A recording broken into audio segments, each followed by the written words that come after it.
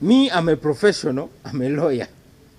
And that doesn't depend on whether you vote for me or not. I already achieved that.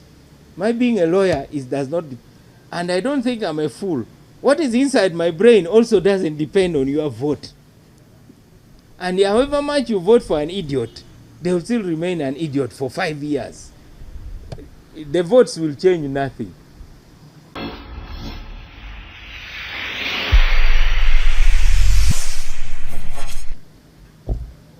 Me, I'm a professional, I'm a lawyer.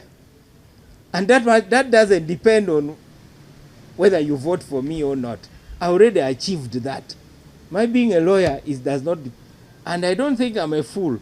What is inside my brain also doesn't depend on your vote.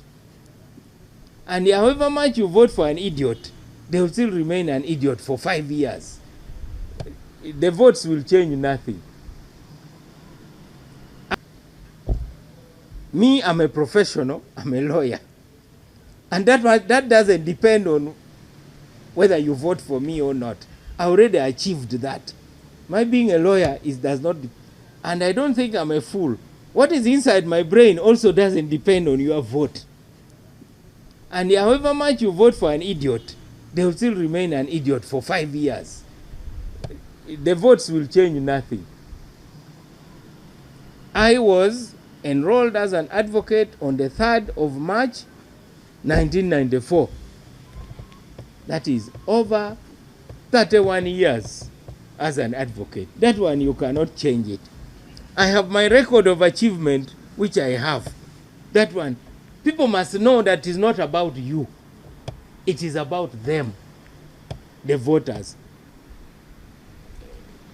Give them a new consciousness. Let them look at their condition, the condition in which they live. What are you doing in Kampala? Go where your voters are. Stop hanging around Balintuma Road. Your voters are not here. I'm not your voter. These people here are not your voters. Go away to the constituency. You are not going to win by coming to Kampala. You'll be like that man who was looking for his ring in the wrong place. Go away and talk to the real people. And don't worry about whether you're going to win or lose. Wake up every day and do what you need to do every day consistently. It is like passing exams. If I go and read every day, why should I worry about failing? Because passing is a consequence of what I do. It is like farming. If I till my land, I put fertilizer, I plant good seeds, I weed it, I will have a harvest. But you cannot start looking at a bush you have not cleared and you start worrying whether the crops will yield. That is something you have to change.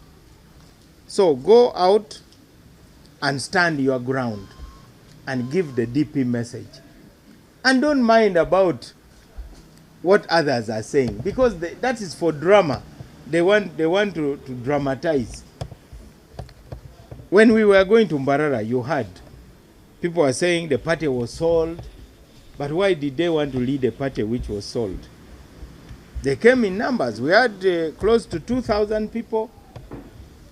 And it was the only serious delegates conference which the media has ignored, unfortunately. And then lastly, let me tell you, you will never find somebody who will give you all the money you need. That person doesn't exist. And your party will definitely stand with you. But it's crazy that this is so simple. The only way to get money is to ask for it. So now, some of you are married. So today, go and ask your wife, I want a contribution toward my campaign. That's the first test, whether your wife believes in you. Let that be the first test. Because if your wife does not want to invest in your campaign, now how do you ask? A poster, an A2 poster on Nasser Street costs 350 shillings. So you tell your wife, you say, by the way, why don't you give me 35,000 shillings for 100 posters as a test? Then you call your brothers and sisters. By the way, brothers and sisters, every family now has a WhatsApp group. So go to your family WhatsApp group and say, everybody give me 35,000 shillings. Those are 100 posters. That's how you fundraise. Then next, you look for your old students, OGs, OBs. Say, by the way, I'm in the race now. Today I was at DP. You drop this photo here of this press conference. The thing is serious. The way you say here in Kampala, Chikuteyo, whether you have 3 people, you say, Chikuteyo, I have a crowd. So, you then tell everybody, if you give me 350,000 shillings, those are 1,000 posters. If you give me 35,000, those are 100 posters. That's how you fundraise. Then you draw a list of those you know, and you start calling. Now the bad news is 80% of those you call will not give you money. I'm telling you from experience, because my job is fundraising. That's my main job. So in politics, you must have enough people to believe in you to support you. Don't go and sell your father's land. Don't sell your children's house. Don't mortgage where you are staying. But find people who can believe in you. And they'll believe in you based on the other things I've talked about. And then they will invest in you. They'll give you money. So those are the 4 pillars. In fact, it's the master key of winning. So start by knowing who you are. So if I ask each of you, talk about yourself now, assuming these are voters, will they be impressed about what you think is important? Say, talk about yourself. Let me give you a hint. The way to talk about yourself is talking about your past accomplishments. And the things I'm saying also applies to those of you who are here in the media. Perhaps some of you want to start your own media house. Some of you want to do master's degree. You want to go for PhD. It also applies to you. Until you remember what you have achieved in the past, you cannot tackle the challenges that are in front. And that's why David went to the battlefield and he had to remind himself how he killed a lion to protect his father's flock. So remind yourself of your past achievements. Now, that is the answer to your anxiety. Why is DP still insisting that it can lead Uganda? Because we have done it before. DP has led Uganda before. But I'm sure I can even bet on my grandmother's grave that none of you tell your voters that DP was ever in government. And it is DP which laid the foundation of this economy which they are talking about, of the coffee and the cotton and the tobacco, allowing farmers to get value. You think it is abusing President Museveni's mother which will get you elected? No. Ultimately, everybody wants to feel something in their pocket. And that's what DP is known for. And the other day when I spoke publicly and I said, it is DP that laid the foundation for the economic policy which allowed Uganda to have double-digit growth. I even named the DP leaders who designed the economic policies.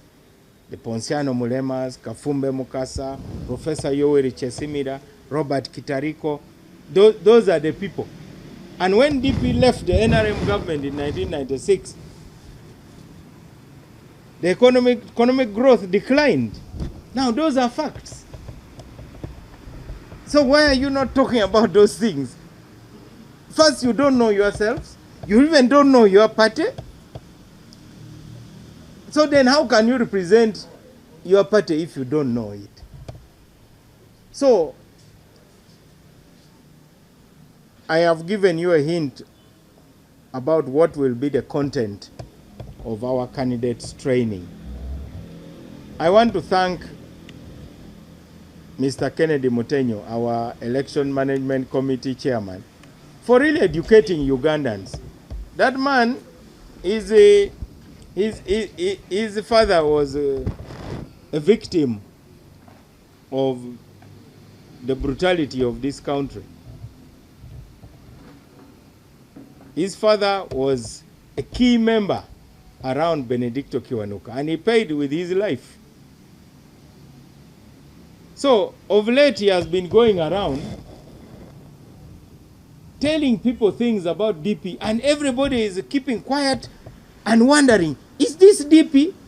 Because we have allowed you night dancers in the media space to tell lies about our party. And meanwhile, all of you here are quiet. You are not even challenging anybody. They keep telling lies about DP. So Kennedy Mutenyo has been going to the radio station and saying, by the way, this is who we are. And that is how you are going to recover. That's why we are here. And that's why we will never cross to any other party. So if you know DP, you know that even those who have left DP keep talking about DP. President Museveni left DP long ago, but it hasn't gotten out of his brain, to the extent that he still imagines that he is in charge of DP. He keeps saying it all the time. We no longer even respond to him. It is not useful anymore. So remember those 4 things. Tell your story. Tell the story of your party. Build a strong campaign structure of credible people. Make sure that you have a message which is clear and simple. And then ask for money. That's how you win an election. Okay, it sounds simple, but it's not easy, because it requires that you wake up and do something. I did it. And you are going to meet people who are going to lecture you. They'll look at you, Joe Wakabi, and say, you are young. Why are you going in this thing? You first wait, let Uganda settle down. Actually, this is the best time to jump. In a few years' time, there will be a renewal in this country. So I really, really congratulate you on making the decision to be part of it. I've already told you. Because for us, we made our decision. I think of my generation, I only have, no, none of this is my generation.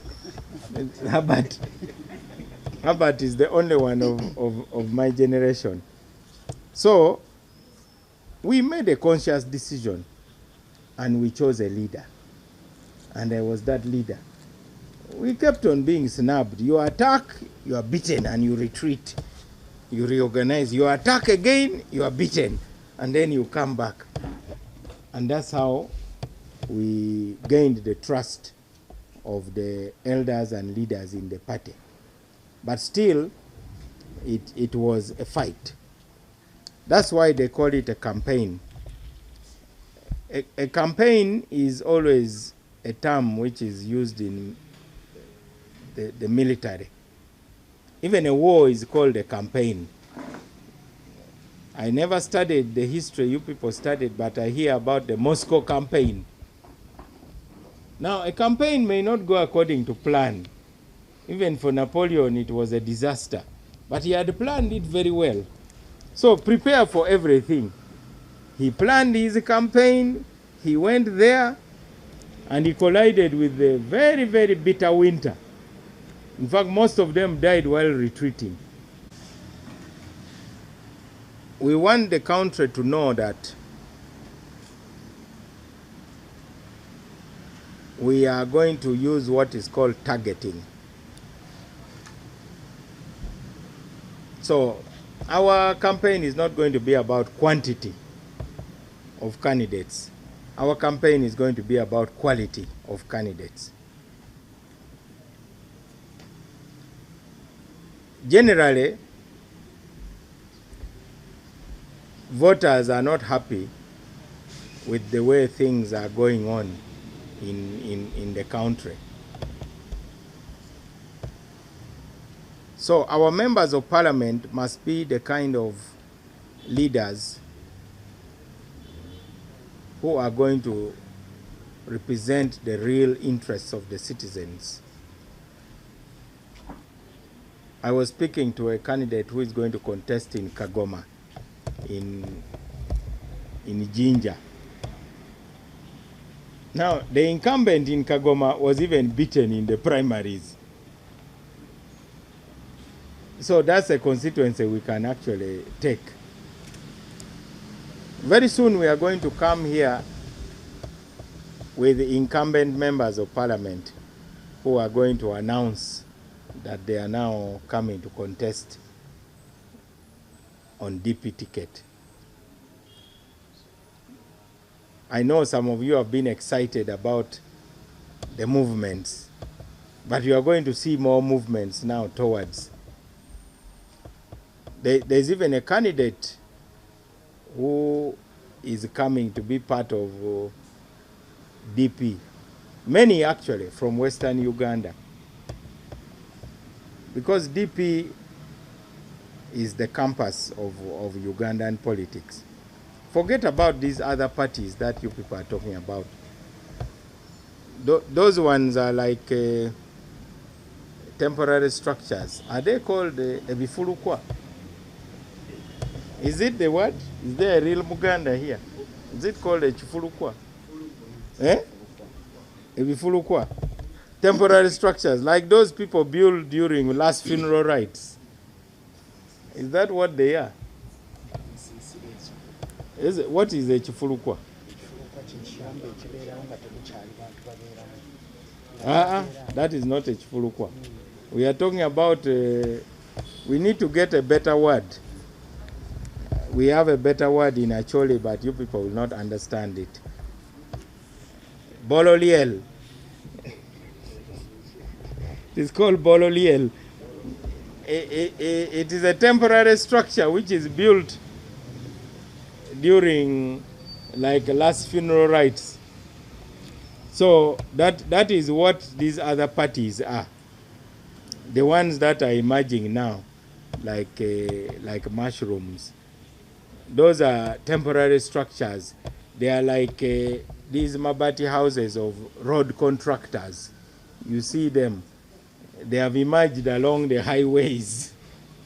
Because the does not share the credit for guarding democracy with many people. Let us be few. And really, in future, our history will be written differently. Because some of you have been getting discouraged by the departures of some of our members. We wish them well. DP is not a prison. You are free to go. Because we have done our best to keep people in the party. But sometimes temptation is very high. There was a time when DP remained with only 4 members of parliament. The rest had left. So some of you are worried. I want to promise you we are going to have many victories in 2026. And how we are going to do it is our own business. I am not going to tell you in a press conference that this is how we are going to get it. But we can assure you we are going to do it through targeting. I'm hoping that some of those who did very well in the last elections will be able to come back, and this time they will be able to win. I want to invite those who have questions in English. 4 years in office, and these election reforms seem to have been stopped by maybe the president, maybe the parliament, maybe the ministers themselves, where the army is involved in the elections. What is really stopping these election reforms from at least being seen, such that we are hopeful that we are going to have Will. I have said before that as a DP, we have taken our proposals on changing the electoral system up to the iPod summit. We don't agree with the way we are electing leaders now. In fact, our electoral reforms are not even in the Supreme Court proposal. Those Supreme Court proposals are cosmetic. For us, we are proposing fundamental reforms which will allow citizens to have a very short election period. Why should we spend 4 months in elections? What we are proposing is proportional representation. The president has said it needs to be studied. But we will not give up. We will keep on campaigning for it. We are even proposing to cut the size of parliament so that an MP represents a minimum of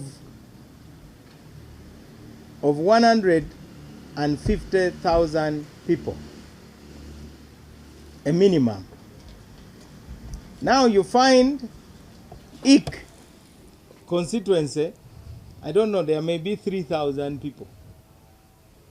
Then Nakawa is probably over 500,000 people, if not more.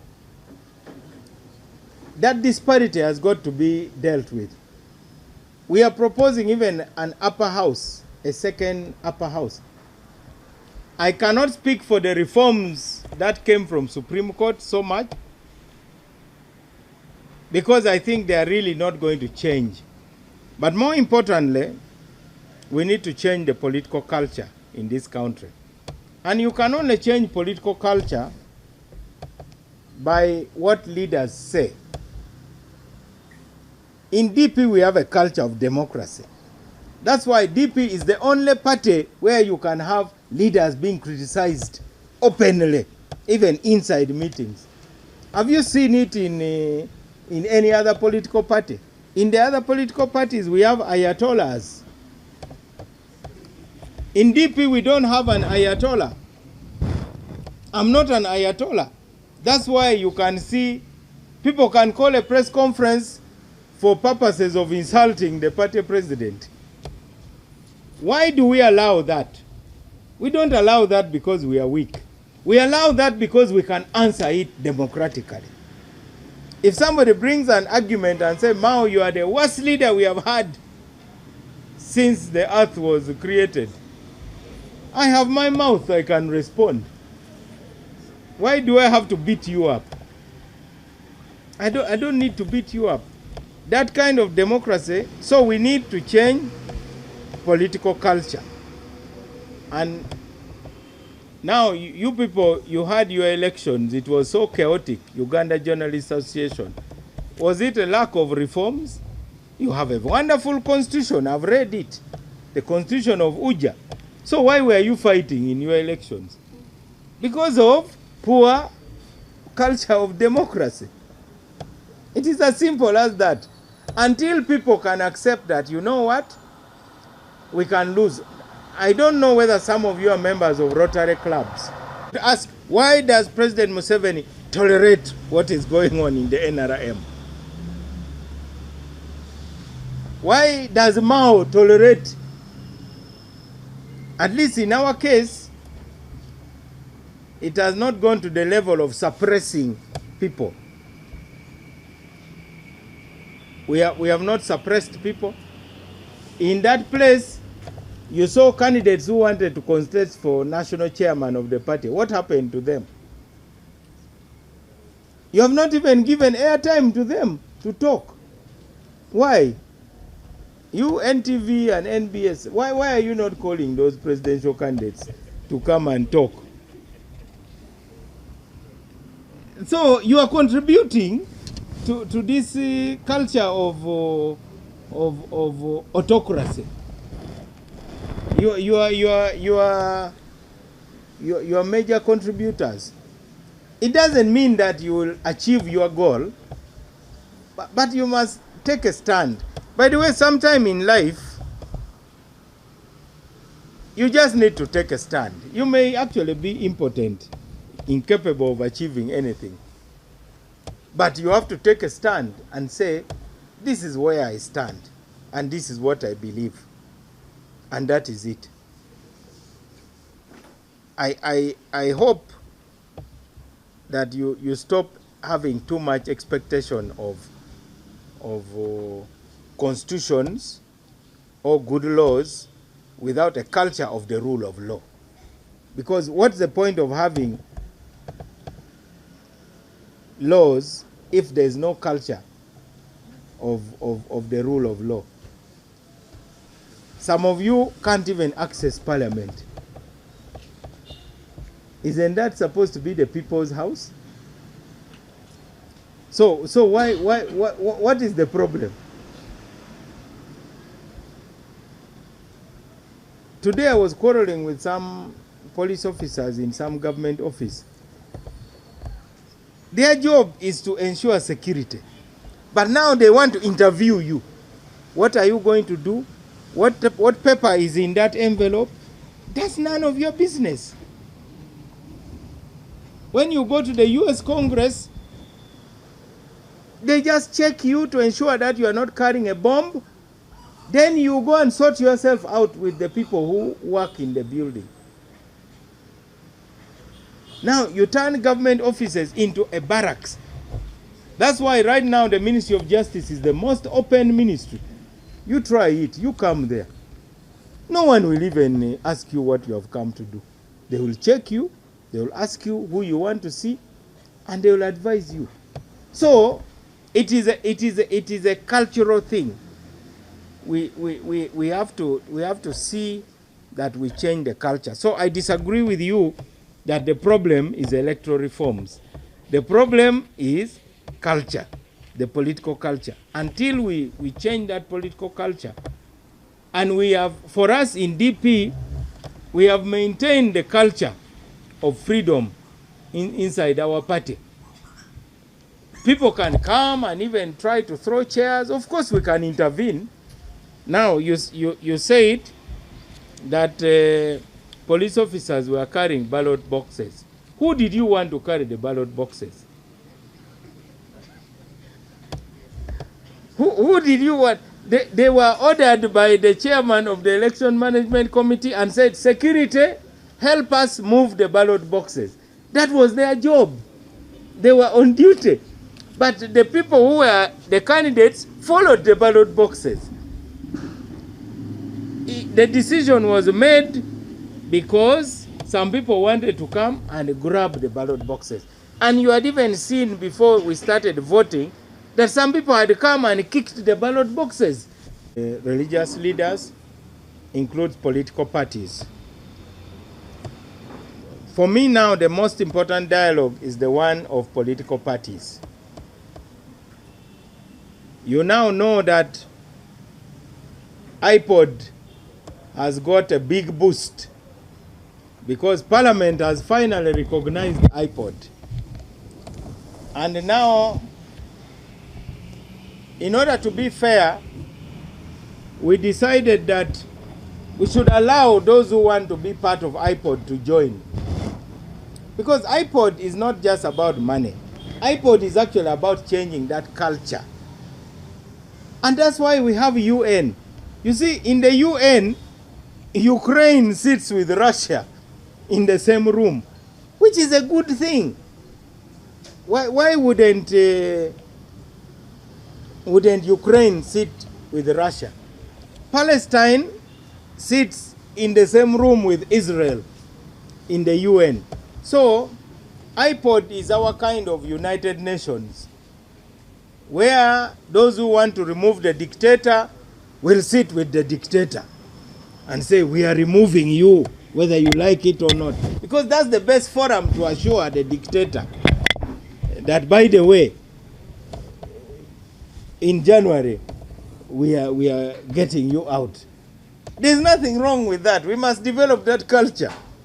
The way you could see Nancy Pelosi going to the White House and assuring Donald Trump that we cannot accept this. Now, that is what the political culture is all about. So, national dialogue must start with the political parties. If political parties only meet in parliament, they sit there very peacefully. But why don't they want to sit and talk? So by putting IPOD now in the law, the culture of dialogue is going to take root. He is a member of this party, and we love him. And he must know that it's not about me. Me, I'm just a gatekeeper of the party. I don't own the party. We did our best to convince Dr. Lulume to stay. But for the time being, he has gone to PFF. Others have continued to migrate and so on, but DP always stays in people's hearts. But we are proud that our genes are in every political party. You know, the DP gene is very, very strong. Our gene is in NRM, our gene is in FDC, our gene is in PFF, our gene is everywhere in every political party. And that is why we wish we were given more credit. So my friend, the problem is not electoral reforms. In fact, the only one that we are now focusing on is the one of making electronic, to make the verification of voters, biometric verification, to be compulsory. That's the only one. And the purpose is to avoid ballot stuffing. Now you saw a version of ballot stuffing of bringing nursery kids to vote. That's a form of ballot stuffing also. In one place, they even counted the baby inside the mother's womb. They said that one also is a member of the party. Somebody without a name, whose photo doesn't exist, but they counted. I don't know how old the pregnancy was, but if the pregnancy was still very young, then the picture would look like, in biology they say what? It is a zygote. So even zygotes voted. So we are hoping that you people will judge all of us fairly. We want a fair trial. So I hope tomorrow's headline in the New Vision will talk about the sins, irregularities seen per political party. What was normal and what was abnormal. We hope to see it. Then you had the battles. In one constituency, the voters first had to take cover while bullets were flying. I saw that one also. So, but all these are birth pangs of democracy. I just want to console you. Don't give up on your country, please. Don't run away. Stay here. Stay. I posted the other day, I said, when the road becomes bumpy, you don't get out of the car. You just fasten your seatbelt. So in DP, I'm telling the DPs who have seen maybe a bumpy road in Mbarara, don't say, Nobert Moa. No. Just say, seatbelt, where are you? Because the journey must continue. There's no way you are going to get out of the car. So forget about good laws which are not put into. Did Ntanga Odoi announce very good laws? The rules were perfect. But I saw in some places they would count 15, 20, 60, 61, 62, 90, 91, 92, 150. That's how they were counting. Then they arrogantly announced the results and say, you petition. That's how it was. You saw it. You witnessed it. So as a result, we may have a record number of independents. And unfortunately, it hurts us in DP because we were the major campaigners for multipartyism. Now, we campaigned so much for multipartyism, willing to sign. So we expect that NUP, this is not really about President Museveni. This is about Uganda. I don't know why people want to complicate something so much. Let us put aside our egos also. So we are hoping that the NUP will sign, and because those are the parties in Parliament, as far as I'm concerned. So we are doing it for the sake of Uganda. There is no reason why we should promote this culture of political untouchability. Didn't you see President Kagame and Tshisekedi meeting in Qatar? I'm sure President Kagame looked at the region and President Tshisekedi also looked at the region and said, yeah. Haven't you seen President Museveni sitting with the rebels in the north there to agree?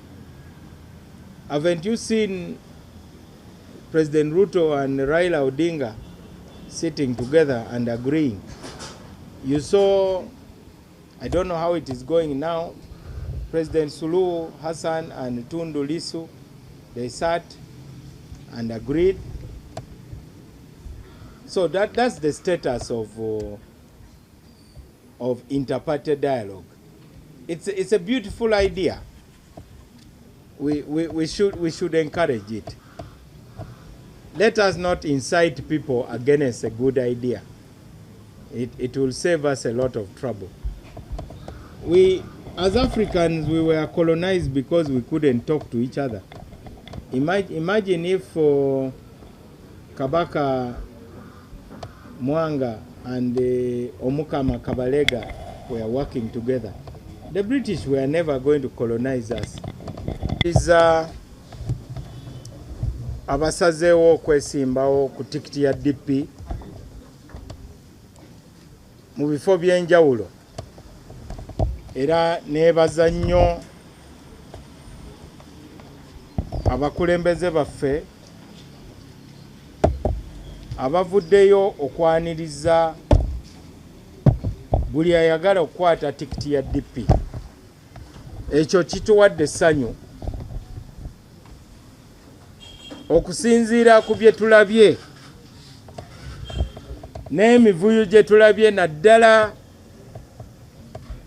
mu kamyufu ka NRM. Njagala kugumya bana DP. Kana akaseera ka kukungula. It is a harvest time. Tugenda kukungula abakulembeze abava mu bibiina ebyenjawulo, era bangi bamaze okututegeeza nga bwe basazeewo okuvuganya ku tikiti ya DP. Nkubiriza buli mukulembeze ayagala okwesimbawo ku tikiti ya DP, mubeere n'essuubi era empiki zaffe tetugenda kuziraga buli omu. Ffe tumanyi bwe tugenda okuzannya omweso guno.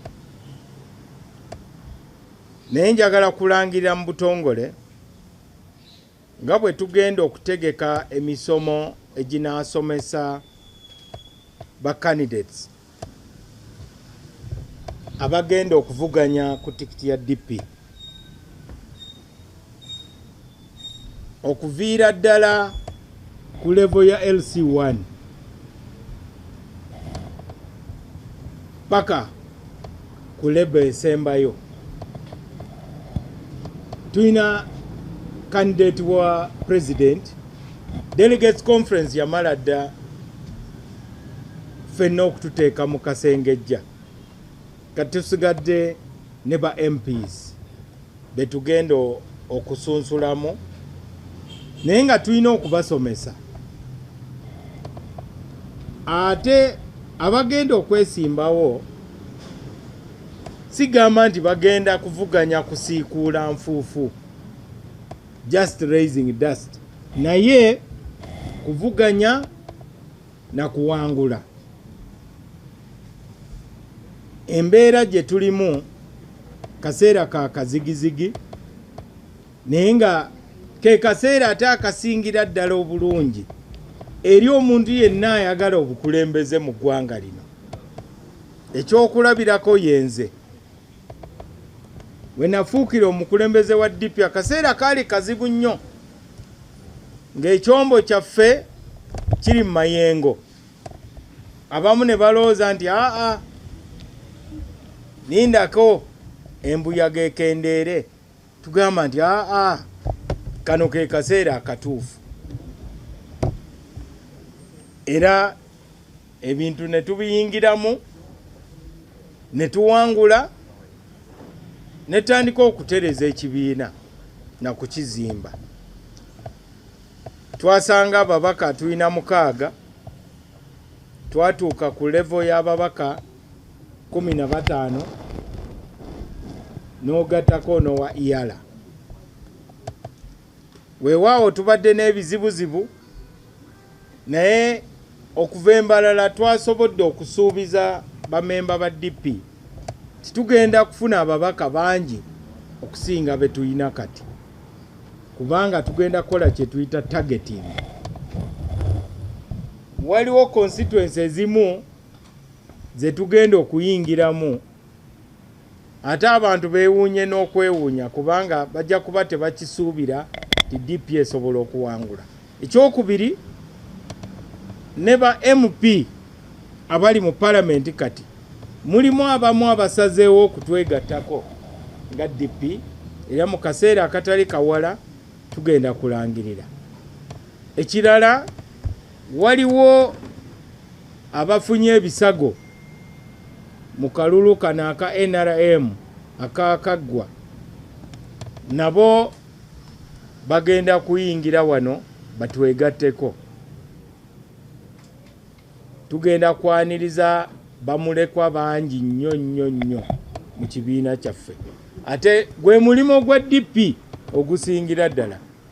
Twayaniriza Besigye nga mulekwa mu 2000, ne twaniriza Mama Mbabazi nga mulekwa. Bamulekwa bangi baddukira wano mu Democratic Party, kubanga DP kye kibiina ekyoluberyeberye ekyasookera ddala mu byobufuzi. Bino byenjogera mazima gennyini, kubanga abasinga twogedde nabo. Kati nno mwabavuddeyo okwata bendera ya DP, mutunuulire ensonga zino ziri 4. Ensonga esooka, manya kubanga womanye ebyafaayo bya DP tewali ajja kutiisatiisa, kubanga ekibiina kyoba okimanyi. Era nga bwe muwulira mu luyimba lwa Buganda, ekitiibwa kya Buganda, basooka gamba nti ekitiibwa kya Buganda kyava dda. Weewaawo babaddewo embeera nga n'obwakabaka bulinga ng'obuwambiddwa, naye nga wojjukira ebyedda oddamu amaanyi. Aboogera ku byenfuna mumanye nti DP yazimba ebyenfuna bya Uganda. Omulimi wa taaba, owa mwanyi, owa pamba asobole okufunamu. Ate abamu abatwogerera baerabira dda nti DP yakulemberako Uganda. Kati no mu Uganda waliwo ebibiina bisatu byokka ebyakulemberako Uganda. Waliwo ekya DP, ekya UPC ne NRM. Ebibiina ebirala byonna tebimanyi okulembera Uganda kyeki. Ate waliwo ebibiina ebirala biringanga weevu zino, embuyaga zino eziyitawo. Bo buli lwe balaba nti waliwo okuvuganya nga baleeta ba candidates. Ky'oba olaba nti oluusi obukulembeze bwe tufuna tebuweereza bannayuganda na bumalirivu. Nakyogera dda ti etaala ereeta enswa yeereeta n'ebizezengere. Abamu baalonda ebizezengere nga balooza nswa ne bazingiza mu palamenti, kati balajjaana. Embeera ya Uganda weetuuse kati yeetaaga gw'omukulembeze osobole okwennyonnyolako. Naye abamu we bababuuza nti mweyogereko, mutandika kwogera ku byali embalala, mwogera ku Nobert Moa, mwogera ku nkaayana eziri mu DP. Ebyo tebikukwatako. Wobeera mu nnyonyi, pilot watuula ne munne be bamanyi bye bakola. Kati ffe ba pilot ba DP ekintu tukivuze okumala akabanga. Kati gwe mulimo gwo kunnyonnyola abalonzi. DP egamba ki ku nsonga eno oba ensonga eri? Naawe okweyogerako biki by'osobodde okukola ng'omukulembeze abantu bakwesige. Ekyokubiri, olina okuteekawo abanaakunoonyeza akalulu, campaign structure. Oyinza n'okuba nga toli mukulembeze, ekigenda okuleetera abalonzi okwesiga sigamba nti oli mukulembeze mu DP, naye ng'oli kumpi n'abalonzi basobola okwesiga. Ate amaanyi go nga candidate tegajja kuva wano gy'osiiba wano ku kitebe kya DP. Era kuva na leero muve mu Kampala, muddeyo mu byalo, mugende mu constituencies zammwe, mwogere n'abagenda okulonda. Nga bwe mumanyi ekyo kye kyaleetera abamu, kyaleetera n'abamu ebizibu embalala. Bagenda boogera n'abatembeeyi nga babayita ba delegates. Kati olwatuuka embalala nga tebabalaba. Eri yali delegates conference. Olinga nga ayagala obwa paapa, naye nga akalulu mukanoonyeza mu bakatekisiti oba mu bafaaza, ate ng'okimanyi si balonzi. Muve mu Kampala mugende mu byalo. Teekawo omuntu agenda okulembera kampeyini yo ng'abantu bamwesiga, nga si mubbi si muyaaye. Teekawo ananoonyeza akalulu mu bavubuka, mu bakyala. Funa ba volunteers. Ekyokusatu, beera n'ekyogamba abalonzi. We bakubuuza nti ekizibu kya constituency kyeki, gw'ogamba nti President Museveni kyekizibu. Kati gwe LC1 akunyigiriza ku kyalo, akulemye, onoofulumya President Museveni. LC3 ow'eggombolola akutulugunya, tosobodde kumuyimbula, kati onooyimbula President w'eggwanga. n'olwekyo muyige nnyo bye mugamba abantu, mubeere ne message nga ntuufu. Ate tekitegeeza nti byoyogera byonna birina okusanyusa abantu, naye nga yogera amazima. N'owooba nga owanguddwa, abalonzi bakuwa ekitiibwa. Ekisembayo muyige okunoonya ssente. Totunda makaago, totunda bintu by'abaana bo, bunnyini ogenda mu byabufuzi. Weenyweze, tandikira okunoonya ssente mu lugya lwo. Obanga wawasa oba oli mufumbo, okimanyi nti posita emu wano ku NASA bagikola ku siringi 350. Gamba maama w'abaana ti nsimbudde njagala bwa MP, paayo $3.5 kolemu posters 100. Olaba nga azikuwadde kitegeeza nti akwesiga. Olaba tazikuwadde ng'omanya nti olina ekizibu. Kati woolemereddwa okufuna obuwagizi okutandika mu nju yo, kati ebweru olina ssuubi ki? Ita baganda bo ne bannyoko obabuuze, asobola okumpaayo $35,000 ojja kuba onkoledde posters 1,000 eza ettu. Awo wootandikira ogende mu ba OB mu ba OGs, oluvannyuma ab'emikwano ne b'omanyi. Eyo engeri y'onoonyaamu ssente. Tobeera na ssuubi yonna nti waliwo omuntu omu nagagga tiagenda kuwa ssente zonna ze weetaaga. Olina okuyiga okunoonya ssente, kuba buli omu yeetaaga logistics. Mujjukira ne Mukama waffe Yesu Kristo ng'ayingira Yerusaalemu yasobola okweyazika akalogoyi ayingire mu style, kubanga akalogoyi ke kaali kalinganga V8 oba Land Cruiser mu biseera ebyo. Oba osobola okweyazika Land Cruiser nga waliwo akwesiga, ajja kuwa. Ebintu ebyo ebina bye bijja okuyisaawo, okusobola okwenyonyolako, okuteekawo campaign team ekunoonyeza akalulu, obubaka bw'owa abalonzi, n'engeri gy'onoonyaamu ssente. Nze ndi mu abo abaazirwanako. Ndi veteran mu kugwa ate ndi veteran ne mu kuwangula. Nina ebisago bingi, naye ebyo ebisago musobola okubyewala bwe muba mumpuliriza. Ekikulu muwulira naye temuwuliriza. Mbasaba busabi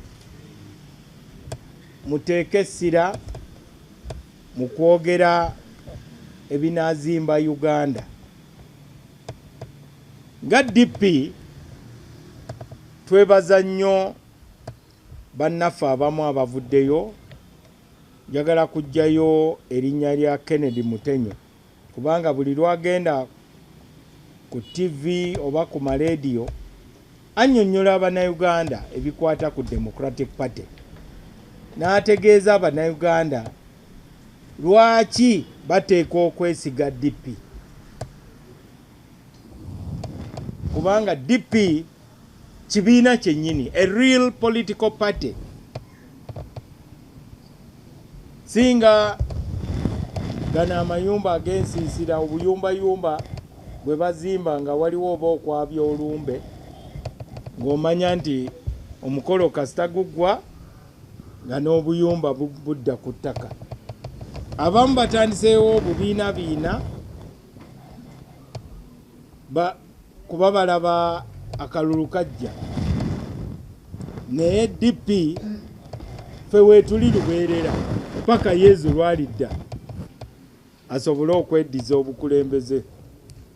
Naye wano mu nsi tuli kibiina kyennyini. Mutandike okwenyumiriza mu kibiina kyammwe. Bannaddipi twezuule, buli omu anoonye munne waali. Tukoowoola bannaffe bonna abaanyiiga okuva embalala. Enzigi zaffe enzigule, neesunga nnyo okwogeraganya ne bannaffe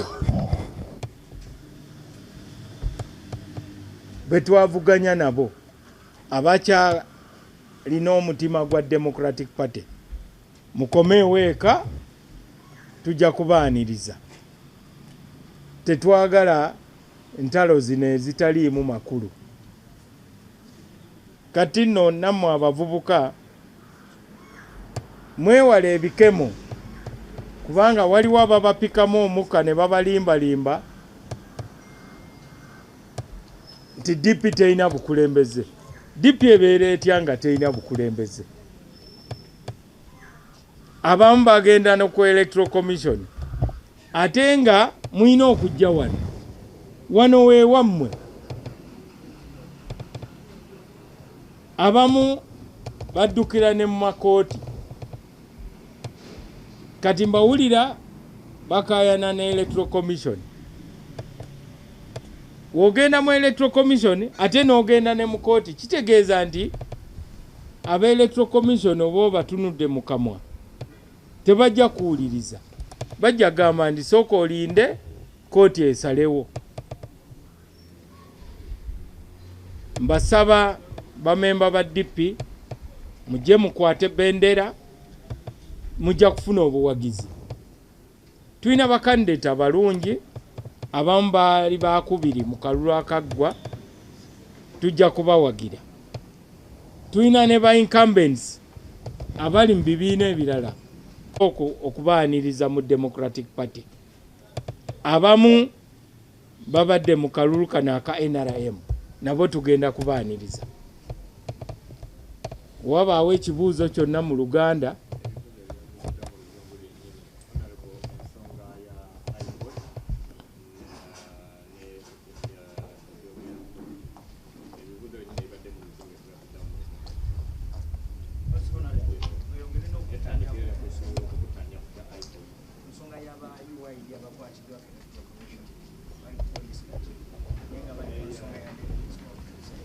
eyo y'ensonga gye njogeddeko. Balina okujja wano, bagenze wakyamu, banoonyaayo ki? Eddagala liri wano, kati ogenda awatali ddagala. Tuli wano tubalinze bajje ensonga zaabwe tuzitunulemu. Ate wano tewali agenda bakwata. Balekerawo okuyiikiriza abatali mu nsonga zaffe. Baalabako Electoral Commission mu embalala. Ffe twaliyo. Bajje tuteese tumalize ensonga zaffe.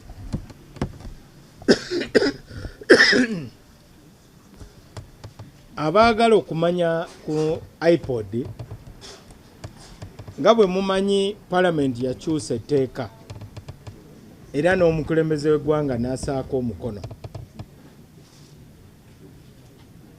Kati ekibiina oba ekitongole ekiyitibwa National Consultative Council, National Consultative Forum of Political Parties, NCF, egenda kubeera mu ebitongole bibiri. Ekitongole ekisooka kijja kuyitibwa iPod, nga mutuulamu ebibiina ebiina ababaka mu lukiiko lw'eggwanga olukulu. Ate iPod egenda kubeera n'enkiiko bbiri. Olukiiko olw'oku ntikko lujja kuba luyitibwa Summit, omutuulamu abakulembera ebibiina ebyo, ba president oba ba chairpersons. Olukiiko olw'okubiri lujja kuba luyitibwa Council, iPod Council. Council mujja kutuulamu ba Secretary Generals. Ekitongole ekyokubiri ekya National Consultative Forum kijja kubaamu ebibiina ebitayina ba MP mu lukiiko lw'eggwanga.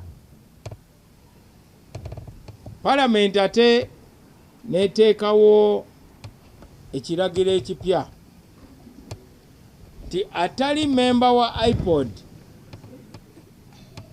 tajja kufuna sente eziva mu ggwanika lya Uganda.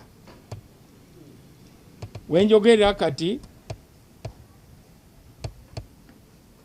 aba Attorney General's Chambers bali mu kunnyambako tusobole okuwandiika amateeka amapya agakwata ku IPOD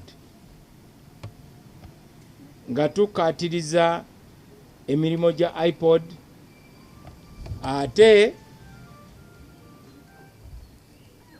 IPOD byeteekwa okukola ne byetasobola kukola. Tusigazaayo wiiki emu omulimu ogwo guggwe, mpite ebibiina byonna ebiina ababaka mu palamenti, oluvannyuma tukaanye nseeko omukono tufune etteeka erina fuga IPOD. Wenjogerera kati aba FDC abaali batannaba kusayininga MOU empya bategeezeza nti bagenda kusayininga. Tugenda kwegayirira buli kibiina ekiri mu palamenti, oba kyetaaga kufukamira nja kufukamira, kubanga kino ekintu si kya sente, tekufuna sente wabula kugatta bannayuganda na kubeera n'omutima gw'okwogeraganya. Omuntu asobole okutuula n'omuntu gw'atakaanya naye, osanga onoosobola okumumatiza akkirize by'ogamba, oba naawe mwennyini asobole okumatiza. Wenjogerera kati wajja kubaawo okusaako omukono mu lwatu. Kitegeeza abakulembeze bonna ab'ebibiina ebiina ababaka mu palamenti, NRM, NUP, FDC, DP, PPP, JEMA, ffenna tugenda kutuula wamu tuteekeko omukono. Omukolo mu luzungu public signing. Tukakanye embeera ate tusale ne pressure mu balonzi, ate tuleme kulimba balonzi baffe naffe tuleme kwerimba. Ekyo kye kikwata ku IPOD. Siina kubuusabuusa kwonna nti tujja kukaanya. Bwe tutakaanya leero tujja kukaanya enkya. Bwe tulemererwa enkya okwosa enkya tusobola okukaanya. Naye tugenda kulemerako kubanga zino ensonga za bannayuganda. Ate ekibiina ky'ebyobufuzi tekiringa nga kampuni nga ebeera yiyo. Kibiina ky'ebyobufuzi kya bannayuganda era kirina kukolera bannayuganda. Abasinga mulowooza nti wabeerawo etteeka lye lisobola okukyusa embeera. Electoral reform egenda okujja era esinga obukulu y'ey'okukozesa ekyuma ng'ogenze kulonda. Ate buli mulonzi details ze zijja kubeera mu kyuma ekyo. Ekyo kijja kuziiza ekirwadde ekyabano abamala gatiikinga obululu ne basonzeka mu bubokisi, ballot stuffing. Era presiding officer yenna bwe banaakwata nga obululu obuli mu bokisi tebwenkanaakana na rekodi eri mu mashini mu kyuma kiri, ojja kusibwa myaka 5. eyo ye electoral reform yokka egenda okujja mu bwangu kati. Bire ebirala bye mwogerako oba mu Supreme Court n'awalala, njagala mumanye nti ffe nga DP twagala tukyuse n'engeri gye tulondamu. Twagala abantu balonda ebibiina so si candidate. Ekyokubiri, twagala buli MP abeere ng'akiikirira abantu 15,000. Ekyo kijja kukendeeza ku saizi ya parliament. Kati parliament yaffe esinga n'eya America, tuvuganya ne India kati. Esinga ne parliament y'e Bungereza. Ffe twagala parliament edde ku saizi ntonoko. We tukozesa formula eyo ya DP, ababaka bajja kuba ndoza 3. Ababaka bajja kuweza 3. Kuba buli mubaka wakiikirira abantu 15,000 nga bwe tulinganga mu milioni 45 awo. Kitegeeza nti ababaka bajja kuba 3. Ekyo kijja kuyambako ne ku byenfuna. Naye nga omuntu yenna ategeera ensonga ziri mu ggwanga, waliwo enjawulo okubeera n'amateeka amalungi, ate ekyokubeera n'embeera ng'egoberera amateeka ate kyo kirala nnyo. Kubeera n'amateeka tekitegeeza nti amateeka bajja gagoberera. Tulina okusiga omutima omupya mu buli Munnayuganda nga bwe kiri mu Democratic Party. Bulijjo mbalaba mutusekerera nti tuli kibiina kya kavuyo, naye nga ndooza mukizudde nti akavuyo ke mwalaba ak'eddakiika 5 tekaali na kavuyo. Naye mu DP tulina culture. Wabaawo obutakaanya, buli omu oleeta ekirowoozo kye ne tusalawo. Tusobola okaayana, naye nga eyo ye culture ya demokrasiya entuufu. Ffe abaalwanirira okubeera n'ebibiina ebingi mu nkola ya multiparty, era tukubiriza buli Munnayuganda ateeke essira mu kukyusa culture ya demokrasiya, kubanga amateeka amalungi tugalina. Amateeka gagamba totulugunya Munnayuganda, naye bulijjo tulaba baba tulugunya ate nga amateeka weegali. Aba NRM balina amateeka malungi nnyo, naye twalaba obwana bwa Nasare nga bulonda. Waliwo n'omukyalo omu eyali olubuto n'omwana atanazaalibwa ne bamubaliramu bunaye mulonzi, naye nga amateeka weegali. Tuteeke essira mu culture, ate ebyobufuzi abantu abagenda mu kalulu babeere nga balina omutima gw'okuweereza buli Munnayuganda, so si kufuuka bannakyemalira. Mwebale nnyo, mwebalire ddala. Ninga dda MOU, NRM, UPC, DP, JEMA ne PPP. FDC batuwandiikidde bagenda kusayininga. Aba NUP bali mu kkubo, era nsuubira ssaawa yonna oba kubeegayirira oba kubafukamirira, nze ndi mwetegefu kubanga kikola ku lw'Abannayuganda, sifaayo, sikikola ku lwange. Mwebale nnyo.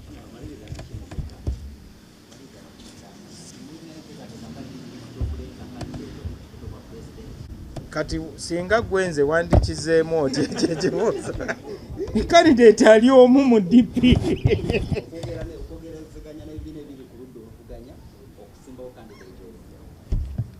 Eyo enteekateeka teriiwo. Candidate ali omu. Ba delegates abaakuŋŋaana embalala